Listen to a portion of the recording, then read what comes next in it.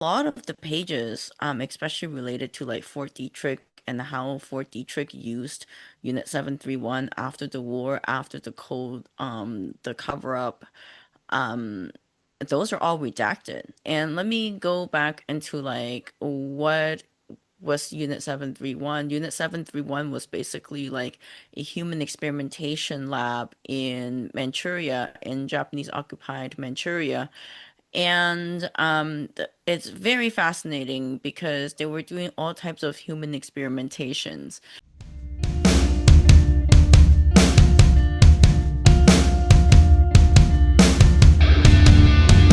Awesome. Today, my guest with me is Jenny Chan, author and historian, and you tell people about the atrocities of World War II and in the Pacific. Is that right? Yes. So let me ask you. I we as Americans, we don't ordinarily learn about these kind of things in school. I didn't learn about any of the atrocities of the Pacific in school. As a matter of fact, going through some of your email, um, Chinese comfort women, I've never heard of Chinese comfort women. So that's one of the things I wanted to talk to you about today. But let me ask you, is that one of the main reasons why you chose to pursue these kind of things and tell people about these things is because we didn't learn about them in school? Yes, and also is my biggest philosophy is that what is never again if the first time was never told. And so and when I was researching into this, it was not told. And there were a lot of documents that were just recently declassified when I was researching into it. So, and I was trying to look for like maybe a nonprofit that was doing this kind of research, and there wasn't any nonprofit out there that was doing this, which is shocking to me, at the time because like 30 million, that's like the lower estimate of the death toll of World War II in Asia, Wow. died in World War II. And yet there's not really a nonprofit that research about this, and not that I know of in the West, especially. And it's insane to me that, yeah, and when we learn about World War II is so Western centric that you think that the European theater was the only thing that was happening, but Asia in World War II led to a lot of things. For example, decolonization and also all these casualties. And if you want to learn more about like the geopolitics of today's Asia, I think World War II is like a good place to start. Yes. And that's why started this nonprofit, and I was very naive back then. I didn't realize that it's like so much work. Probably that's why no one else has done it. Um, not in terms of just researching. And it was a lot of researching. And at first I thought like, oh, well, how hard can it be to find documents related to World War II in the Right. National Archive? Maybe you just like request a topic and that's it. You can then get it, get all these files and PDFs. But boy, was I wrong. Um, Yeah, and it seemed yeah, to me like some of these atrocities had been covered up. yes. Especially like Unit 731 was I just learned about Unit 731 a couple of years ago. It was like during COVID, and while everything was locked down, I had nothing to do but to learn. And so essentially I dove into a lot of topics. And when I first heard about Unit 731, I was like, that's why have I never heard of that before? Um there's so many things that happen, and we actually still use some of the research that was gained through Unit 731. And I'm like, people need to hear about this because similar to you, I have a similar philosophy that in order not to repeat history, we need to talk about these things and we need to make sure these things are known. So, what in your experience in researching and stuff, did you find that you ran into a lot of walls because of cover ups? Yes, and it's also very interesting because I started researching more onto these declassified documents in 2018, right before COVID, and so I was able to go into um, the archives with like minimal restriction. And a lot of the pages, especially related to like Fort Detrick and how Fort Detrick used Unit 731 after the war, after the cold, the cover up, um, those are all redacted. And let me go back into like what was Unit 731. Unit 731 was basically like a human experimentation lab in Manchuria, in Japanese occupied Manchuria. And it's very fascinating because they were doing all types of human experimentations to see, for example, like frostbites, and they would leave a victim outside and expose them to the frost to see how like their limbs would react to the cold. And then eventually you can even find a note that they figured out it's like certain temperature, and then that's how you cure a frostbite. And other things included like the G-force of airplanes, and like it how much pressure your body can take in an airplane, and that's how they develop airplanes. And One of the thing that was really disturbing to me is that they were testing like how the plague would react in human bodies, and they had like victims from 3-year old to like I think it was like 50-year old, and it was just all numbers, and they call them like Maruta, and you can see that like after the war they definitely bought sold it to Fort Detrick, because in the Fort Detrick documents, a lot of these documents were in English, and it looks identical to the Japanese document. So then you can tell that it came from where the Japanese were doing human experimentation in Unit 731. That's very fascinating. And so I was like, oh, maybe I can then look into like what they were doing in the 50s and the 60s and the 70s. And a lot of those Fort Detrick documents are still redacted, which is No very kidding. fascinating. Like I requested 5 boxes last time I went to the National Archives, and like 80% of the box was like, oh, due to the sensitive information, it is still like it is we cannot allow public viewing yet. And so you're just wondering like, okay, this is like already very dark. So what are the other things that they're really trying to hide from Right. us? And as you're speaking, I'm wondering if some of those experiments continued after the war was over on United States soil. It's it's one of those I it's impossible to go back and look on it now, but I Or just they can't help but outsourced it wonder that. somewhere. Right. I'm Yes. Yes. Yes, because part of why the And that's American essentially what we do now. We that the Wuhan lab, that's we outsource it. And that's what was so interesting to me too. Like did I did this research before COVID started, and then like during COVID, I'm like, damn, this is really dark.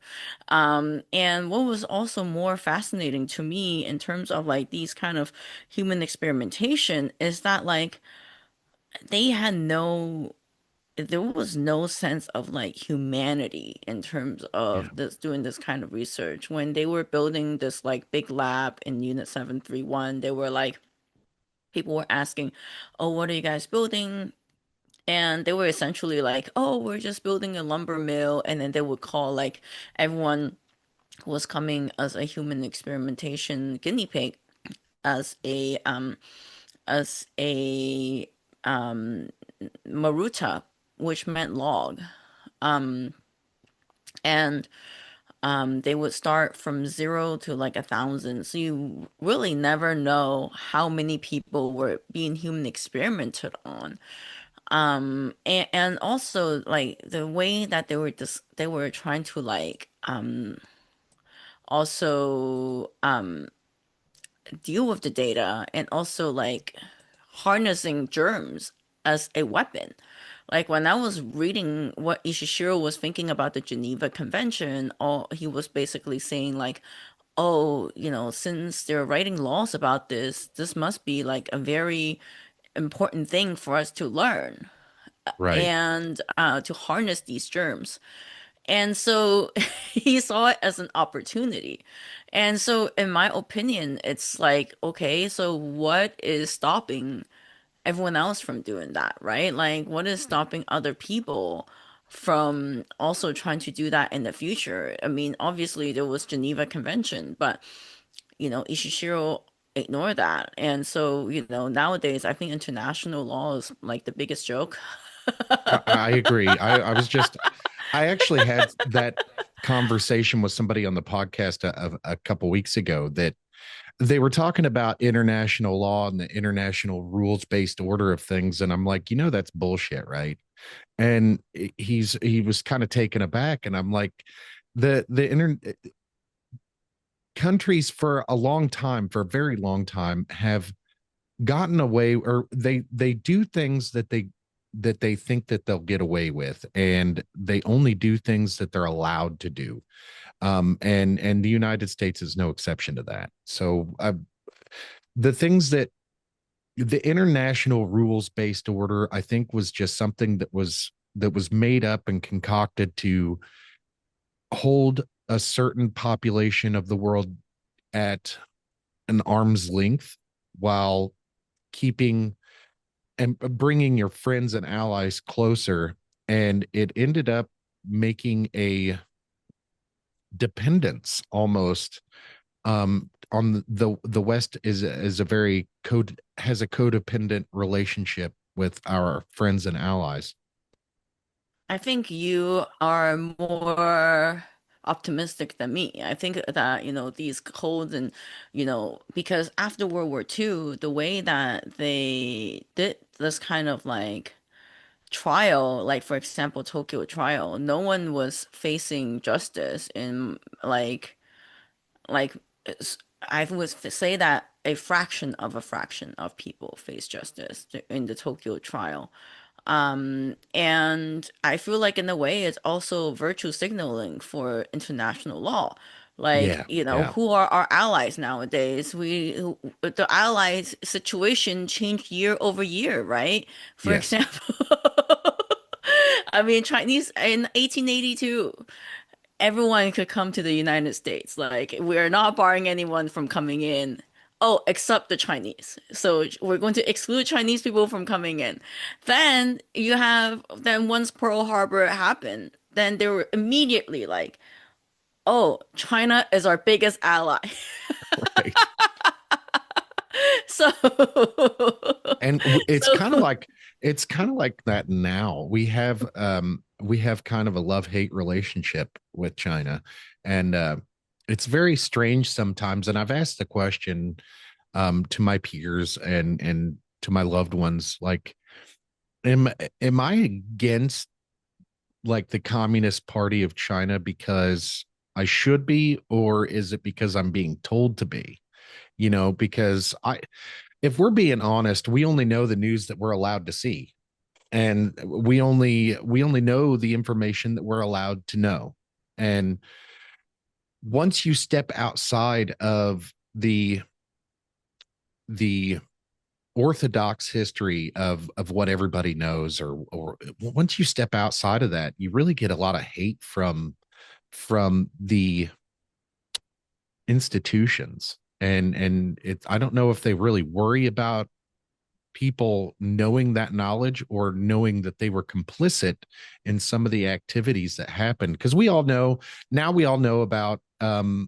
Joseph Mengele from Germany. We all, that's common knowledge. We know a lot of the atrocities that happened there. But I learned a lot of that stuff in school. I didn't learn anything about the atrocities the Japanese committed overseas. I didn't know any of that. I didn't learn any of that in yeah, I school. feel like we learn about nuclear bomb And then Right. that's it. And then, but then we never learn about what was happening before the nuclear bomb in Asia. So then when I first read the death toll, I was kind of dumb. When I first read the death toll of like 30 million, was like, oh, maybe they all came from Japan, right? But then but then I remember when my grandma was like, I would be able to like watch any kind of cartoon. I was watching so much Winnie the Pooh and Disney and like Doraemon, but every single time I turn on Doraemon, which is like a Japanese robot cat, she would get pissed off. I was like, wow, maybe she's just racist. I'm like, what is happening with her? Right. And I remember I saved up a lot of money to buy like Japanese manga books, and she threw away my whole box of like manga, and I was like, I was triggered, so I was so upset. I think I cried for a whole week. And now I look back at it, it makes sense because she was living in Hong Kong during like the occupation of Hong Kong, and after And see, she I know died. nothing about that either. So 8 hours after Pearl Harbor was attacked, Hong Kong and Southeast Asia were also attacked by Japan. And it was actually interesting to learn about this because I had no idea Canadians fought in World War II. And like during the Battle of Hong Kong, that was actually like the biggest Canadian deployment. Not even during the European theater of World War II. It was like during the Battle of Hong Kong because, the British and the Canadians had some kind of agreement, and the British thought that if Canadians just show up, it might like scare away and protect their colony. But the Canadians, they fought until like Christmas. So it was like 2.5 weeks, 2 weeks-ish. And then like basically it was a whole rampage that happened in Hong Kong. It was like basically free for all. And a lot of people end up having to like trade their whole family value in like family net worth into these military yen, like which became worthless after the war. Right. And like there was rice rationing coupons. There were like people were being executed at King's Park, and like there was a whole massacre that happened in the hospital. And and when I was reading about that, and like when my grandma passed away and I found like her box of military yen, I was like, oh, it makes sense now. It makes sense why she hated the Japanese so much. And like it's also interesting because like I think that if I had to endure that, I would be pissed off too if my granddaughter Right. is watching like, anime. So now I get it. And it's also goes back to like why we aren't told because of the Cold War. So we're like kind of almost told that the Japanese were the victims of World War II. Yeah, that's what I was understood. That's what I understood through high school was um, that Japan was neither was not really victims, but they weren't really the aggressors either. And I didn't know. I really didn't even know much about the uh, the Asian side of World War II. It was the only thing I really learned about in school was the European theater. Yeah. And which makes sense because, it was a Europe first strategy, but also at the same time, if Japan wasn't an aggressor, then why did Pearl Harbor happen, right? Like, Exactly. Exactly. they don't really teach you like continuously what had happened. Like, and World War II started like 10 years before Pearl Harbor in Asia, I would say. So yeah, in when the Quantum Army had a rogue action in Manchuria. And what was interesting is that we don't really know um about that. Like for example, our organization is the first one who pushed like a book out for the Quantum Army because a Really. lot of the yeah, it's called The Rise of the Quantum Army. And basically the Japanese put a false flag attack and frame the Chinese people for it. And then so overnight, these people in Manchuria then became subject and became a colony of Japan. And then they were occupied, and Japan was trying to put out this like utopian style of like colony in Manchuria, and then call it Manchukuo. And that's where Unit 731 was actually located. At first, Unit 731 was located in Japan in Tokyo. Ishishiro got a lot of money to start the lab. But then he thought, okay, if I'm doing this in Tokyo, one of these days I'm going to be exposed and people are going to Right. know what I'm doing. This is Japan is just way too small for this kind of experimentation I'm doing. So when China was taken over by Japan, he was actually pretty excited. He took a road trip and he was like, "Wow, this is a perfect place for me to like do human experimentation and like develop bioweapon." And so I think, history can just be changed by like a few people who have just like some evil thoughts The and like are, victors write the history books. yeah.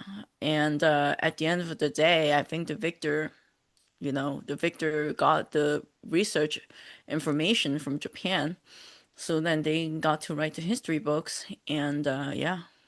Do you think it would have gone differently if we were the only ones involved in so Operation Paperclip was between the Allies and Russia. And do you think things would have been differently would have been seen differently if there was less participation? um I'm trying to figure out how to word this. Basically, what I see happened is the United States government got sole access to Japan's data. And do you think it would have been different in Europe for Operation Paperclip had the United States been the only ones going after the German data? That's an interesting question. Because I think, I think that there's so many people involved in the Germany stuff and the European theater. I think there was so many people involved, it was almost harder to keep it a secret. and And also I think US was on the ground right away. Like they yeah, started interrogating people, and so then it's kind of hard to keep it like a secret. But right, between surrendering and like occupation of Japan, there were 2 weeks for the Japanese to destroy documents. right, And right. yeah, so I mean, it's just the timing, I think. And that's why it's not so well told. And also the Cold War that followed after that. But the Russians also got their hands on the Yes. Japanese information because during Operation August Storm, the Germans like went in there and they captured some of the Unit 731 scientists. And they also had their own trial. And then at the time, they were calling it, I can never pronounce Russian words, the Khabarov trial. And and at the time, um, like US media called it like a kangaroo trial, like a communist Oh state yeah. court. This is communist propaganda, but it turned out was right. And how do we know it was true is that in 1940 something, in the late 1940s or 1946, Soviet Union had a lab leak of anthrax, and that anthrax is very close to what Unit 731 was making. And so that's how you know that, they did get Hmm. some of the data, but I think that maybe they were just not ready yet, and that's why there was a lab leak. And there was then there was some kind of germ outbreak fear in that area. So it's all very interesting. And who knows, right? Because we see it as like, oh, United States took this data and then they developed something. But if it ended up in Russians' hands, who knows what they could have developed as well. Right, right. And that's essentially how I justify doing horrible things in my head. Is it you know when you're looking at things as an from an objective view, instead of subjective, when you look at things on and you zoom out to a geopolitical scale, everyone else is doing the same things. Like if you can imagine um, the things that we know the United States is doing, like, you know, spying and this, that, and the other thing, those other countries are doing it to us too. And I have a difficult time, maybe I, I understand it, but I have a difficult time justifying it sometimes. I do too. I mean, because at the end of the day, like these countries seek like hegemony and seek Yeah. to have power over others. And now they're talking about like, oh, what about X, Y, and Z? But like, you know, it's very hard because like especially when I see like the Europeans fighting in World War II, like some of the pictures that I look at, I'm like, I can't even tell what is the difference between the French and the Germans. Right. Exactly. Exactly. What are we fighting about exactly here? And like it's not like it's the elites who are fighting, right? It's like, most of the infantry and even going back to World War I, some of the like if you see these people, these young soldiers at like a summer camp situation or like a Euro trip situation, you can see that they can all be friends. But Yeah. here on these like battlegrounds, they're all fighting, and you can't really tell what for. Um, Yeah. yeah. I often think about that too. I think about the way I see it is, and especially today's geopolitical climate, it's a bunch of grown men getting in pissing contests with other people's lives Yeah, and their and population's lives. It's very sad, and it's hard to understand it on an intellectual level, but on a human, almost animalistic level, I do understand it. It's just it's very hard to stomach it and understand like why, as populations, we just go along with this stuff. I think a big thing has to do with the media. Um, Yeah, yeah. When before the media, it was a lot harder. yeah, Yeah. like for example, in the United States, in when the US conquered the Philippines, right? I mean, we don't learn about America as like an empire like Or why we thing. have cheap bananas. Right. And or we don't learn about like empire building in school because, we learned that it's all the European powers that had empire and colonized others. But And 250 years ago, we ran from that. We ran from that type of government. We started our own right. thing here in the United States, here on this continent, and we were going to be different. You know, we And weren't going to be like that. And here we are, the biggest of them all. And it again, I understand it, but it's hard to intellectually justify a lot of yeah, the and stuff that we're seeing now. and the media at the time was saying that we're going to be civilizing the Philippines, right? And Like and there's why something did wrong with them. Right, and why did America and the Spanish got into a war? Because the media was saying that the Spanish was raping American women, and then all they supply was like a sketch of something, and then it's called the yellow journalism. Um, hers hers was very famous for saying that you supply the story, and I will supply a war. And I think it's still happening today. Yeah. And it's fascinating because like lately on the media, they're talking about overthrowing an Iran government. I'm not fighting for Iran, by the way. I don't care either way. I have, and it's interesting to me that, Iran's just a tool, and in this whole thing, it's just a proxy conflict between China and the United States. well, and in 1953, they already did that. They already Yeah. overthrew the democratically elected leader, right? And then they installed the last Shah, and the last Shah was the biggest reason why PRC had a seat in the UN.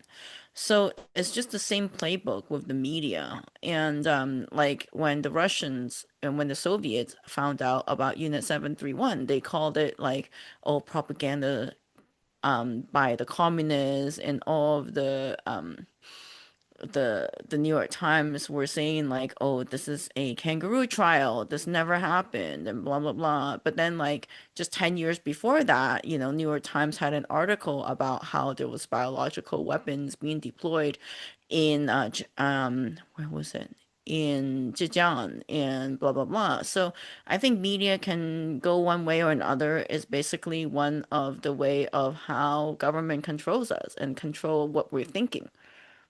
Yeah, absolutely. Propaganda. And here on this podcast, we talk about the generational consequences of war quite a bit. Um, and so World War One and World War Two was 80 years ago for World War Two, the end of it. And that's a long time ago for folks like me. I was born in 85. I've lived in the United States my entire life. I've never actually left the United States. So a lot of my knowledge on how the world was and is limited. A lot of my knowledge is very limited because I've never left the United States, and I only eat the bullshit that the United States feeds me. So um, do you see any? So getting back to like the generational aspects of war and conflict, do you see any similarities between right now geopolitically and the relationship between China and Japan? Do you Yes. see Yeah. similarities So between today and World War II? yeah, so right after World War II, a bunch of war criminals or allegedly war criminals were locked up. I'm going to go back to my answer to like right after the war because it has a lot to do with what's happening today. And one of the biggest war criminal was the guy named Kishi Nobusuke. And it's very fascinating because he planned the whole like scheme in Manchukuo and how to exploit people. So he right after colonizing Manchuria, there were 4 million slave laborers, and 40% that just died from his like cruelty in Manchuria. And he was very famously for saying that, oh, Japanese are like the pure water and the Chinese people are like the Japanese people are the clean water and the Chinese people are the toilet water. You cannot commingle them. So even in Unit 731, like as you can see, when the Japanese scientists get like accidentally get killed by like their experimentation, they're like in a different incinerator. And like the Chinese people and like all the other victims are in another incinerator. And so this So they wouldn't even Kishinobu. mix them in death.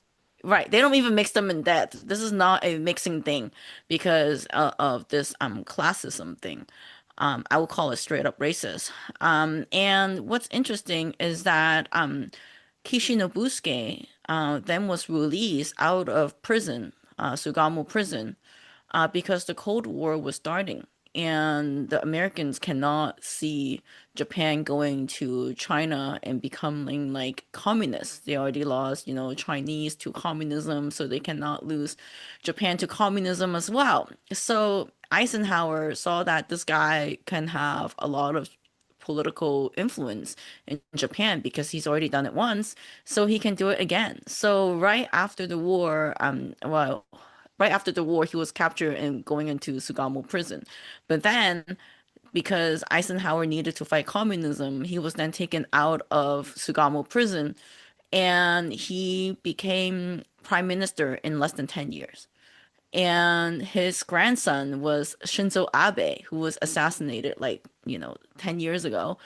And what's interesting is that so he also created LDP, Liberal Democratic Party, but it's actually not very liberal. And but just don't let the name fool you. And what's interesting is that like this in this Liberal Democratic Party, there was also a guy named Aso Taro.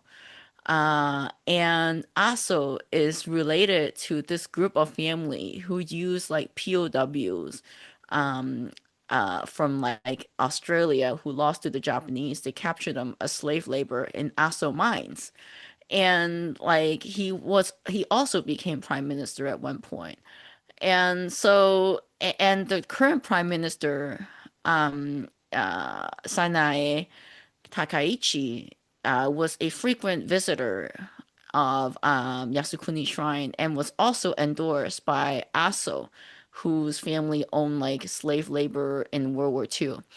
And so, just like based on all of this like historical situation between Japan and China, I think like historically they're still repeating.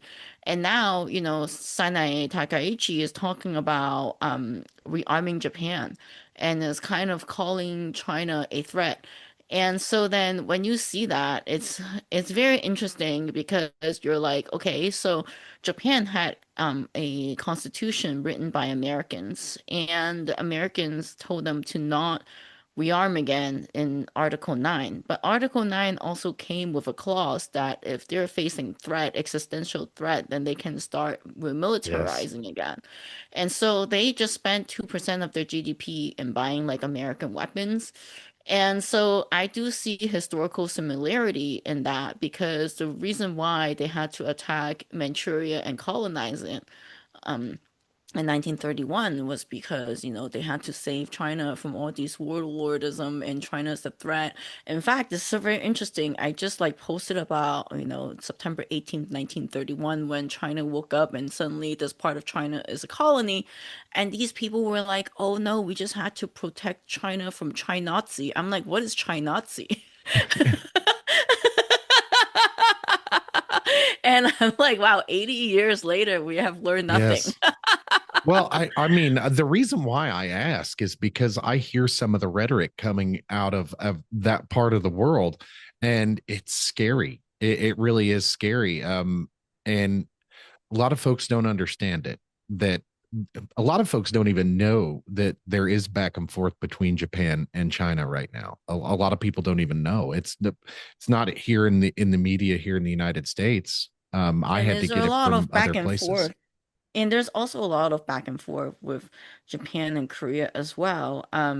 Like I was in Korea for a vacation one time, and my Airbnb host was just like, "Oh, you want to go and protest Japan?" I'm like, "This is a Wednesday." They're like, "Oh yeah, we Yeah. have protests every Wednesday at lunch in front of the Japanese embassy." Because and then all comes down to because Korea was taken over by Japan in like right after the Treaty of Portsmouth. Teddy Roosevelt negotiated for that after the Russo-Japanese War, and he also won a Nobel Peace Prize for that. And the Koreans were then tortured Right. by Japan for decades, even And decades before simply World War II. simply rearming could be seen as an act of aggression. Just Yeah, the simple act of rearming by itself could be seen as an act of aggression.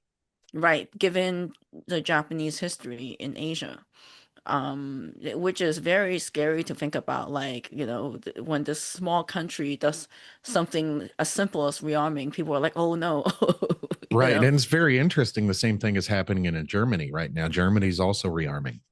Yeah, and it's what's interesting is that like when Obama pivoted to Asia, the first thing he did was like apologize in Japan. And then they started like rearming and like fighting communism, which I think is very, identical to what was happening in World War II. And so, history doesn't really repeat itself in a very similar way, but it's certainly like it's very likely. It's very like it rhymes at least.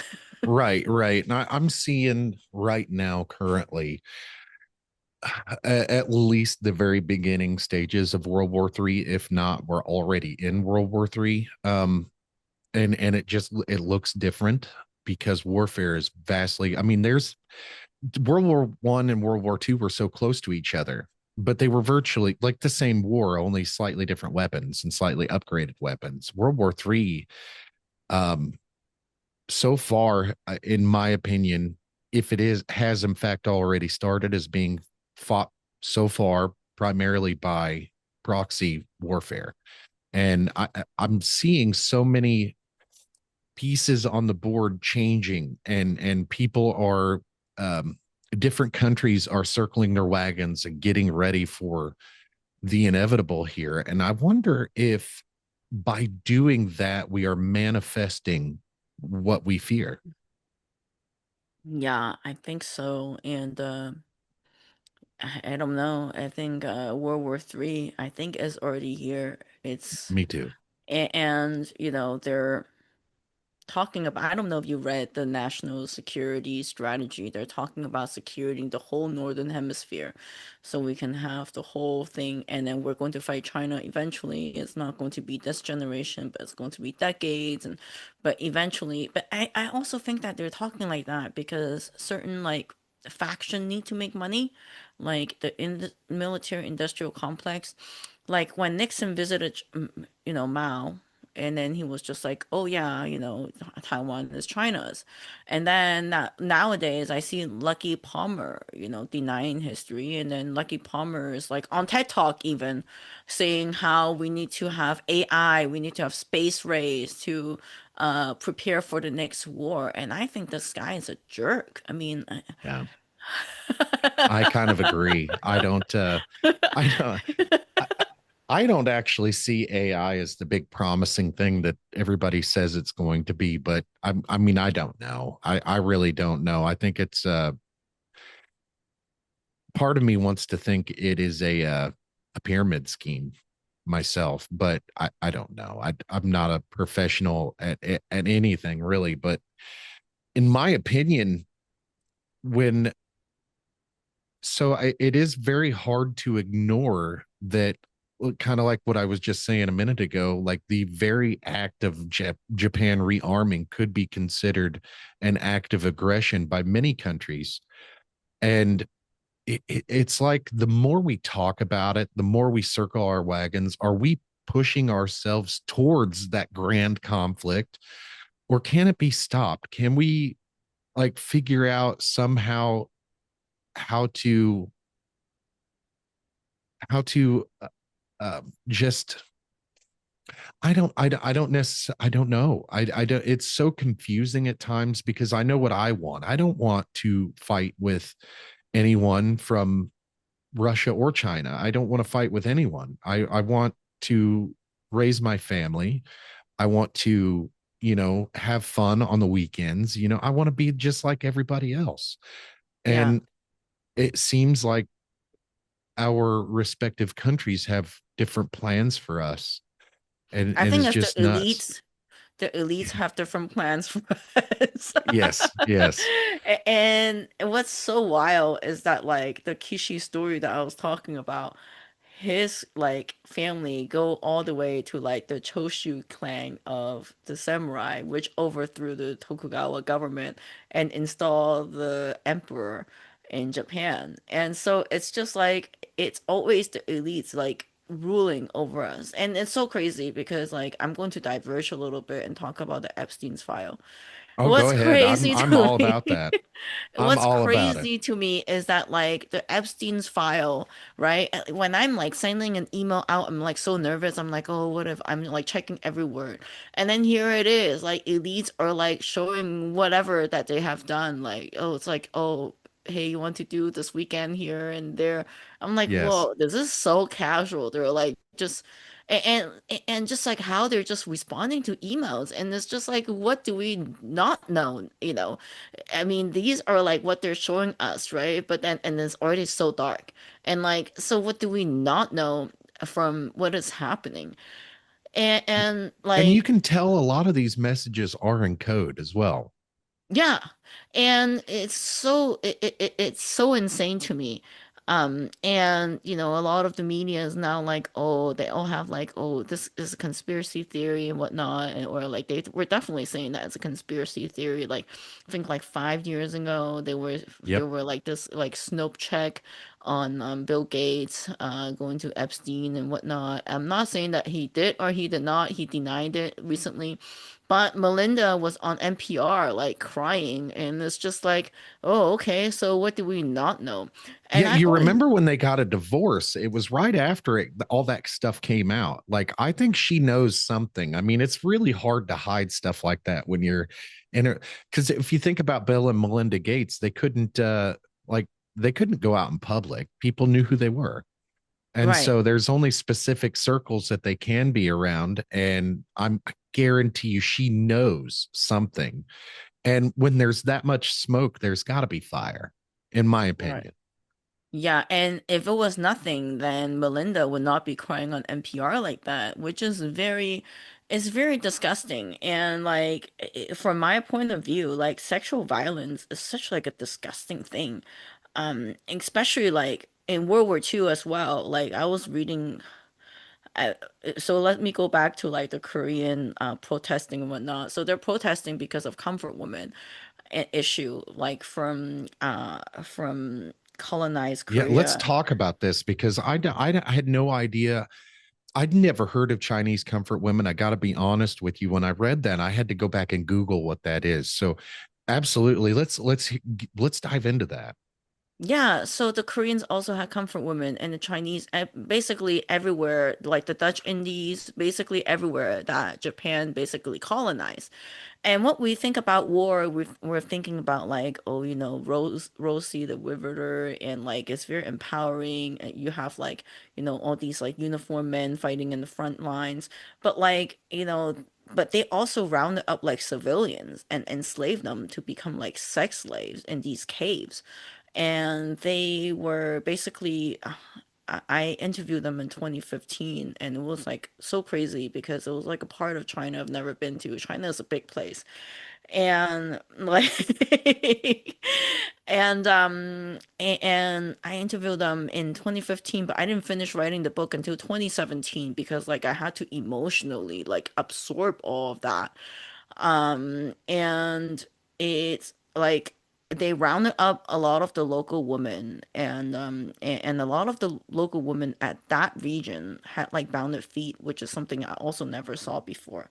And then um and so then they were rounded up. They went to the comfort station where they were basically like subjected to being raped every single day, and like multiple times a day.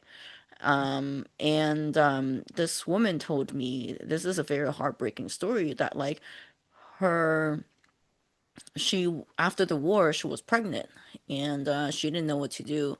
So then her mom like brought her to a cave, and basically like they buried the child that she had, and then that was it. So, and then she never talked about it until like basically she was at an old age when I was interviewing her, like she's about to die anyway. So I feel like people just kept that kind of thing quiet until they're about to like pass away. Then they want to talk about that, It's like not something that, and it was so systematic too. It's not like it was just in that region of China. It was in like Shanghai. But Asian culture, it's like such a taboo topic that no one is going to talk about that. And it kind of makes you wonder, like if you know it's so wrong that it has to be a taboo subject, then why do it at all? Why do it Yeah. at all? And it is so heartbreaking. You think about you think about what the kind of shit that they were going through already anyway, with Yeah. conflict and war being all around them, and then being rounded up like that, not knowing whether you're going to live through it, being assaulted every day, multiple times a day by people you don't know. It's got to be terrifying, terrifying. And it's like resilience too, in a way. Like, I mean, if I was facing that, I probably would not want to live, right? Like, but Right. it's just like stories of resilience. And, we're in Hollywood, we're always like seeing these conflicts being fought out in like a perfect battlefield, but then we just don't see like how are like people's like lives being affected. And that's why I think like, yeah, well, but nowadays I think Hollywood is dying anyway. So Yeah, me too. it's Me just, too. I absolutely agree with that. It's the same recycled bullshit decade after decade, and it's getting a little old for most of us our age. I'm a millennial. yeah, Yeah, yeah. So I you grew up in San Francisco, right? yeah, That's an awesome place. I the last time I was there was 2022, and there was still a lot of COVID restrictions during that time. But I had a lot of I had a lot of fun. We rented a Mustang and drove around the city for a couple days. And I say the last time I was there, it was the only time I've ever been there, but I spent 3 days there, and it was the most some of the best times that I had with my adult son. And we had probably a week's worth of fun in 3 days. It was an amazing time. The weather's Yeah, beautiful. We went out to Alcatraz Island, hung out there for a little bit, and of course, all the sightseeing places of San Francisco that you got to go to. There are quite a few places that I didn't make it to that I want to. Isn't there like a Chinatown in San yeah, Francisco? Yeah, I've never been there either. So I definitely want to check that out. What's that yeah. like? It's I think it's like very. It's almost like a Disneyland version of China. It's like pagoda, like it's so funny because like even if you go to China, probably the architecture is not like that, but they put pagodas on top of buildings. So then like apparently they did that for like so then they can make it like kind of an attraction. And yeah, there was a whole NPR episode on that. It was very fascinating how they built that kind of architecture. And it's so great. Like you said, the weather is nice in like California. It's probably one of the reasons why I'm not leaving because the weather is so nice. Yeah, Like yeah. I'm seeing on the news like all these ice storms and blah blah blah. I'm like, what ice storms? I'm still going out walking my dog, you know. Exactly, exactly. That's California in a nutshell. I try. So politically, my wife and I are like, so my wife and I are, my wife's very conservative, and I'm moderately conservative, I guess you would say. Hmm. So politically, we wouldn't really fit in many crowds out in California, but I told my wife, like, if I wanted to move anywhere with like tropical or nice weather, just for the weather, California would be the state hands down, because like it's gorgeous out there. And Well, if not you only move is it the weather, north of San Francisco, it's pretty conservative too. yeah, yeah, but it's also cold and wet up there. Yeah, that's true. Maybe Orange County. Orange County is more your vibe. Have you ever seen that movie Orange County? No. So it's got Colin Hanks in it, Tom Hanks' son, and it's a funny movie. It's one of my favorite movies of all time. It's got Jack Black and Colin Hanks in it. It's a great movie. You'll have to see it. But Uh, it basically, the premise of the movie is the main character wants to become a writer, and he thinks that the place where he lives, which is Orange County, is not very conducive to his writing career. And it turns out throughout the movie a lot of things happen, and we discover how his character became how he is. And essentially by the end of the movie, he's come to the realization that Orange County is really the perfect place for him to be a writer, because that's where he was invented.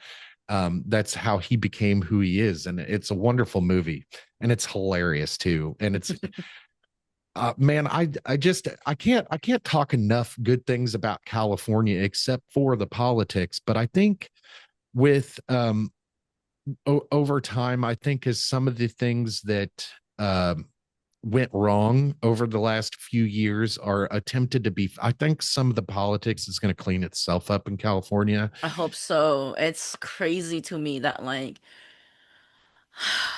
it's like so much human suffering on the streets. I Yeah, mean, you were saying that you had a good time, but like at the same time, there was just so much human suffering on the streets that I mean, it was crazy during COVID. Like there was just a whole line of yeah. like tents out there.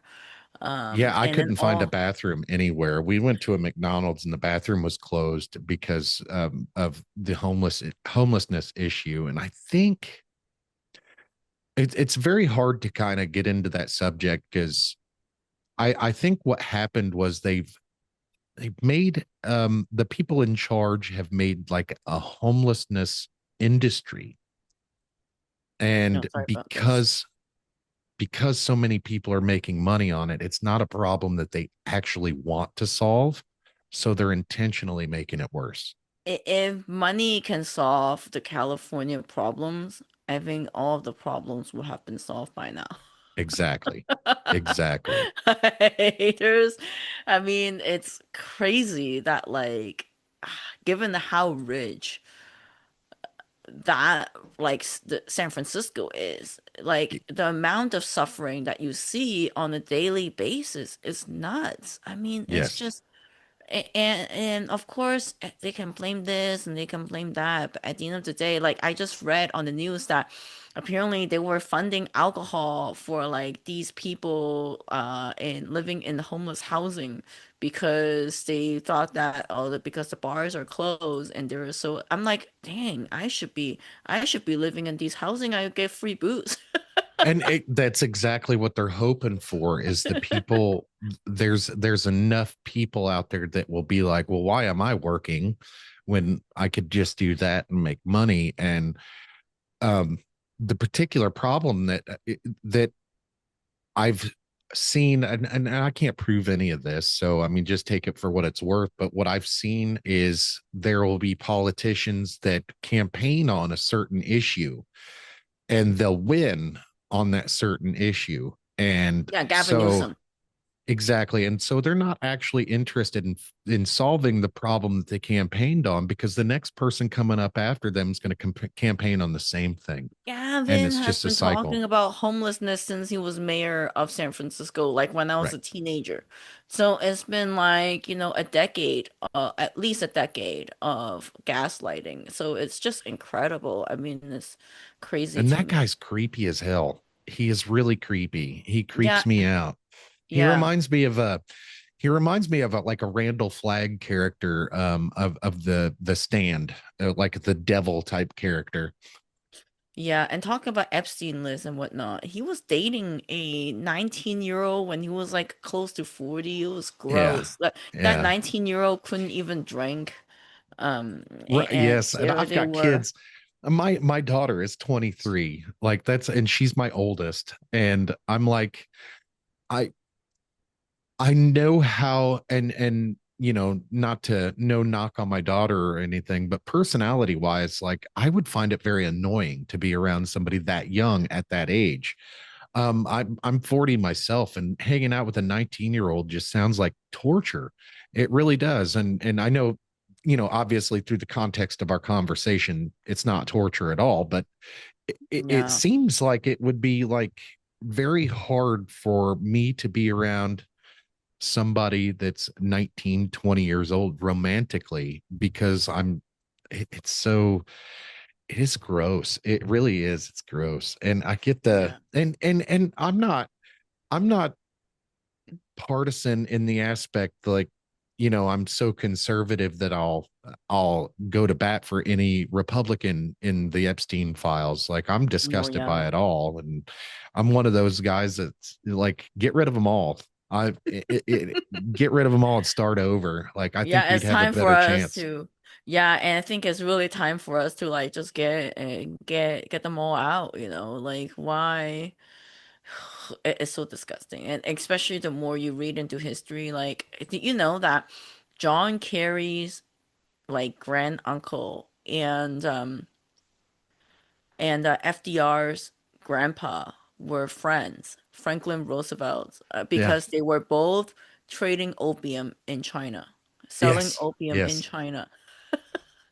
Yeah. It's just like, and Well, then and then like, you look at the Bush family, right? The Bush oh yeah, family's all in politics, and we had a Bush senior and a Bush junior as presidents, and then well, our current president, he had an uncle that was like CIA or something like that. So, I yeah. mean, And the he's more I read about CIA, the scarier I think it is. Like Teddy Roosevelt's like grandson was the CIA who overthrew Iran. what it reminds me of? It reminds me of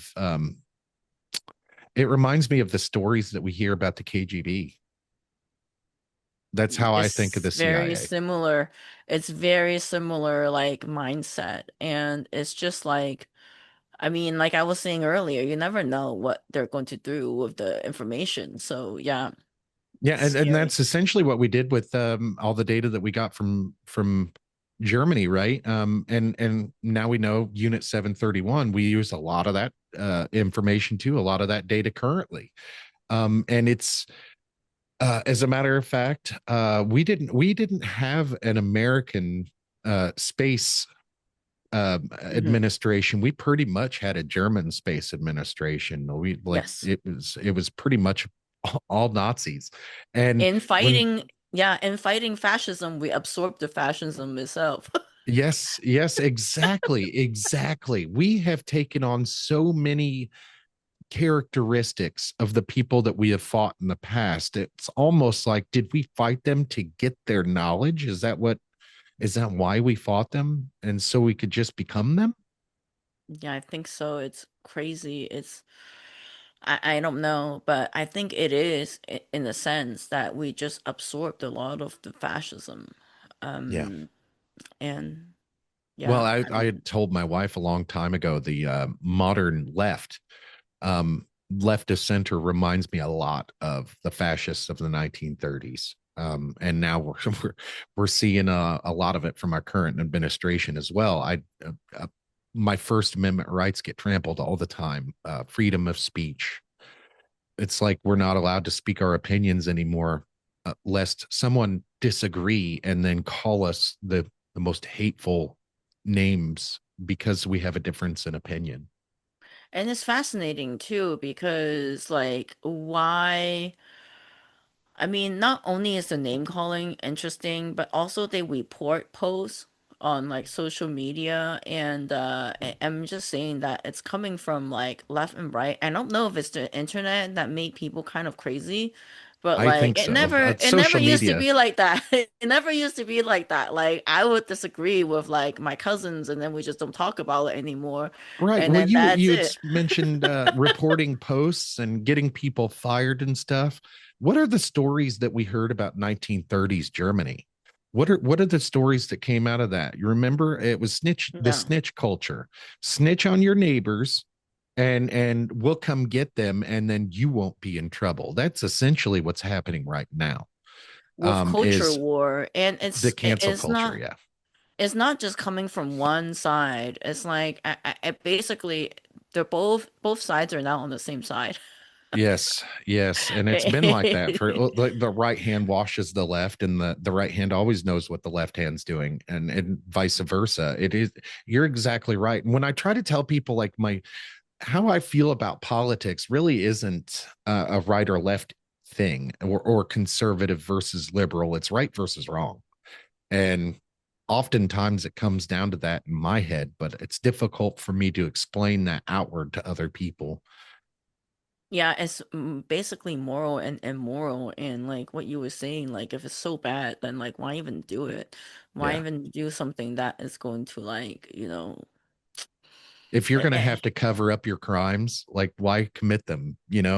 It's right. it's ridiculous. If you know, um like the Chinese comfort women thing, man, that just that it hurts on a whole different level. Not I'd never heard of Chinese comfort women before, and you would figure with the propaganda that goes through the West that I would have heard of those things, but I just can't get over how sad that is. And then to think like they know it's wrong because they're telling other people, hey, keep this down, don't tell anybody about this. If you know it's that wrong, why do it?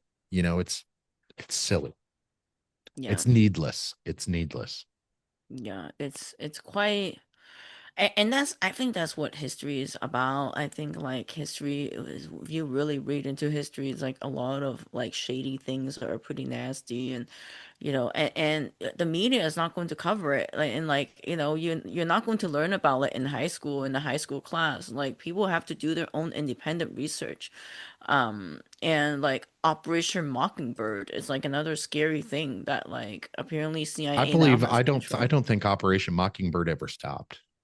I don't think so either. I think it's, and that's why, like, I don't know if you've seen this on the internet. They basically have like the same, like, five talking points, and then it's Yes. like across all channel from like Fox News to CNN, they're all repeating the same points. And that's Yes. when you think that, like, wow, Operation Talk. I Yeah, and, mean, and they're confidential sources that give them that leak things out of the government. Um, yeah. that's all. There's a reason why they're telling you that stuff. They want you to tell us these things. There's a reason why they're leaking it. And it's by you leaking it and repeating it, you're doing exactly what they want you to do. Yeah, and it's so crazy too because I'm not saying it from like one side or another, but like people who watch the news, something is happening to them like psychologically.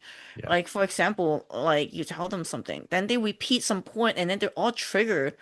And then I'm like, okay, like can you go outside and touch grass? Like, but I can't say that. Exactly. Like it got to a point that like we share an office building with the certain individual and then like got to a point that like I got so uncomfortable whenever I see that person that I like just avoid eye contact because I know that, or like pull out my phone and pretend I'm talking on the phone because I know that the moment I talk to that person, it's gonna be like nonstop, like trigger points. And then like one time, even my arm even got grabbed, and then like just like crying. It's just too much. And like, and I'm not saying that, I'm pretty sure she's compassionate because, Right. she's watching all these headlines and she's feeling powerless. But like at the same time, like how much of the news that we're watching is actually real?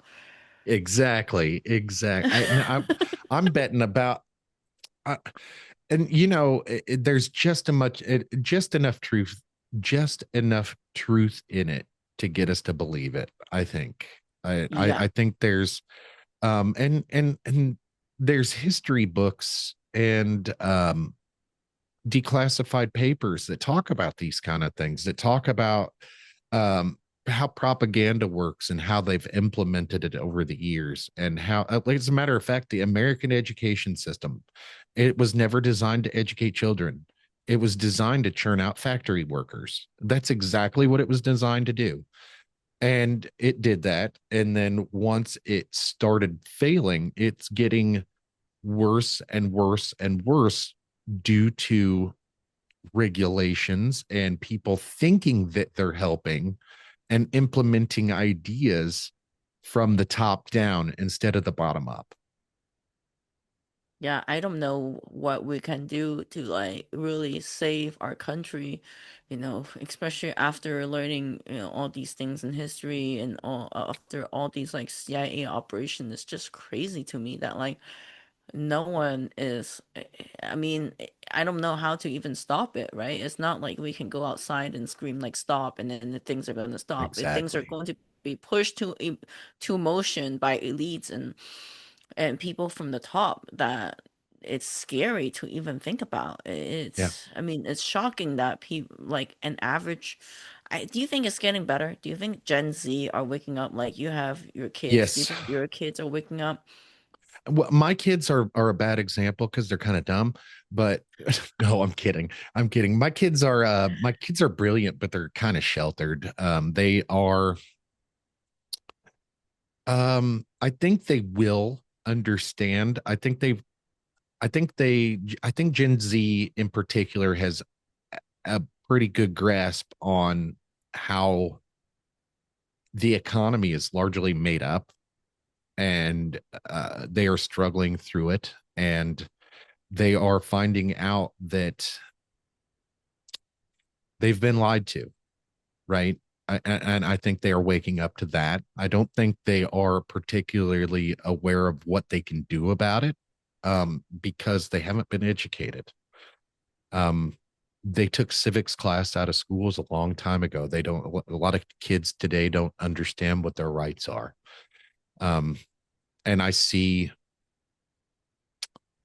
a lot of them are easily dragged into ideology Yeah, it's So very scary how that goes. yeah, And like, on sometimes on social media, they will like threaten me with one thing. I'm like, really can't threaten me with that because I'm yeah, like an American citizen and like, this is posting on social media. It's like, it's my a part of my right, and it's so crazy too because like I sometimes post like these declassified documents and whatnot, and then people would be like, "Oh, how do you get your hand on that? Are you a spy?" And I'm just like, dude, it's called declassification for a reason. Like, right, if right. things are declassified, it's fair game. Like, did you know you can just ask your government for this stuff here? You could just ask them and they'll give it to you. Like it's required by law. Like it's It would called take like freedom of years. information. Yeah, Yeah, it would take and years, but sometimes it does, like, and sometimes it does on purpose. Sometimes they obfuscate on purpose. So that's been my experience. I've never actually sent in a FOI, for yeah, yeah. FOI request. I've never actually done that, but I'm a big fan of like the UFO subject, the UFO topic, and a lot of the content creators that I watch, one specifically, they FOIA information all the time, and um, the the guy that does all the FOIA requests that I'm talking about, he said it could take up to 2-3 years sometimes, and there's some that he's waiting on to come back that are as many as like 5 years old, and that's how, I mean, by law they're going to respond. They have to respond, but how long it takes them is up to them. Yeah, isn't that crazy? It It's is. It is crazy. And like it's the way they teach us is that, hey man, it's my data, like it's my information. You have to give it to me. And then they're like, I don't wanna. And then there's no mhm. recourse. You have no recourse. Like you can sue them, but like it's going to take time, money, and energy that the average American doesn't have. And the average Yeah. American doesn't have it on purpose. They've done this to us on purpose. It's like they've neutered us and taken away our knowledge of our rights on purpose. The welfare state, I feel very conflicted about the welfare state because I understand the need for social safety nets, like food Yeah, stamps and like whatnot. 37% of Americans are now living paycheck to paycheck, which is very Yeah, sad. And I it's agree. just, yeah, it's just like, how did we get to this like tragic, tragedy while we're fighting, whatever that we need to fight overseas, and while they talk about national security and blah blah blah, and then they're like, I'm like, this does not concern me one bit, right? Like, it's fascinating, but I can go on and on about that. So Me anyway. too. Me too. Well, I'll tell you what, Jenny, this has been a great conversation. Where can people find you? Yeah, they can find us on our website, pacificatrocities.org, or we also have a YouTube channel, Pacific Front Untold. And James Bradley, who wrote The Flags of Our Father, he was on New York Times bestselling list for like a whole year. He's now my podcast co-host, for like once a month, twice a month, so whenever he has time. So what's the podcast called? Pacific Front Untold. Okay, okay. Pacific Friends Untold. And that's is that on YouTube, Spotify? Where can people That's find that? on YouTube, Spotify, and also Apple Podcasts. YouTube is where we get most of our listeners, and Apple Podcasts. Awesome. Awesome. Well, Jenny, I think we're going to have another conversation down the road at some point because there's a lot of stuff that we can get into on a little deeper level, as well as current events and things that are happening in the Pacific currently, and the tensions that are in um, the Asian countries specifically right now, as well as World War III and that kind of stuff. So, I'll reach out to you in an email shortly. I'm going to go out and take a break, but Yeah. I'll reach out to you in an email and we'll plan something else and I'll get you back on. And if you want to hang out with me for just a moment, we'll let everybody go. And thanks for coming and hanging out with us, Jenny. It's been a pleasure. Thanks for having me. Awesome. We'll see you guys next time.